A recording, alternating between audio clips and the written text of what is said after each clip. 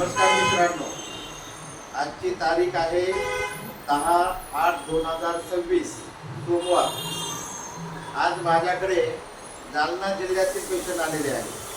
म्हणताय त्या पेशंटचं नाव आहे, काय नाव बेटा तुझं? बलवान। बलवान, पण बलवान आहे का तू? हॅलो, गाव कोणतं? जिल्हा जालना। आता तुम्ही सांगा, तुमचा मुलगा आहे का? किती वर्षापासून दारू पितो? काय त्रास आहे दारूमुळे तुम्हाला?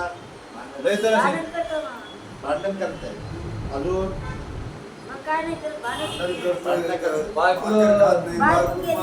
बायको? अच्छा, या दारूमुळे त्याची पत्नी त्याला सोडून गेलेली आहे। आई पण परेशान आहे, आई वडिलांसोबत भांडण करतो। हे दारूचे परिणाम आहे। आता दुसरी बाई आलेली माझ्याकडे, काय नाव तुमचं? रोशिनी बाई आलेले आहेत। त्या आलेल्या आहेत पुसद, यवतमाळ जिल्हा का?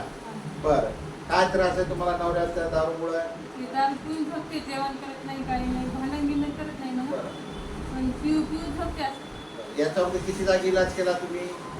लई 2-3 जागा इलाज झाला का? ही जागा कोण सांगितली तुम्हाला? आमच्या शेजारी होते, त्यांनी सांगितलं। त्यांची दारू सुटली का? तेवढं काय माहित नाही, पण ती म्हणे ते तिथं आहे म्हणे, वाशिमला जाऊन काय दारू सुटते म्हणे। बरं, ठीक। आता हे बुवा हे आले भाऊ, तुमचं नाव सांगा तुमचं? मदन बाळा राठोड, गाव? पेवा।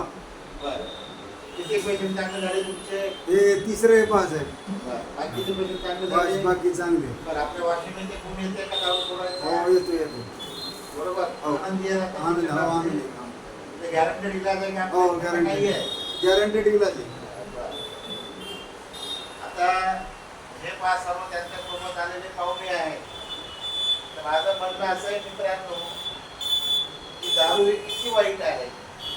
त्या दारूमुळं मुलगा आई वडिलाला मारतो, त्या दारूमुळं त्याची बायको सोडून जाते, बायको सोडून गेले त्याच्या मुलाबाळाला त्रास, बाप दारू पितो, घरची परिस्थिती गरीब अजून गरीब होत जाते, आणि एक दिवस असं होते की तू या दुनियातून चालल्या जातो। म्हणजे हे जीवन का आपल्याला दारू पिण्यासाठी दिलेलं आहे का परमेश्वराने?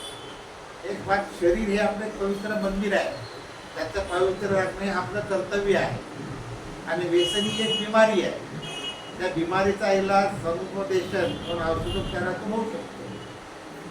आज हे जे प्रमाण एवढं वाढलंय की त्याची कुठे सीमा राहिलेली नाही आहे। 10 वर्षापासून 60 ते 70 वर्षाचे मुलं म्हणा, वयस्कर म्हणा, दारूमध्ये मद्यधुंद झालेली आहे। त्यांना त्यांच्या काही जीवनाची गरज नाही, त्यांना जेवणाची गरज नाही, आणि त्यांच्या संसाराची राख रांगोळी त्यांनी लावून टाकली आहे। म्हणून माझं एकच म्हणणं आहे की मित्रांनो, दारूच्या वाटत जाऊ नको। कोणतेही नशा करणं हे शरीराला घातक आहे।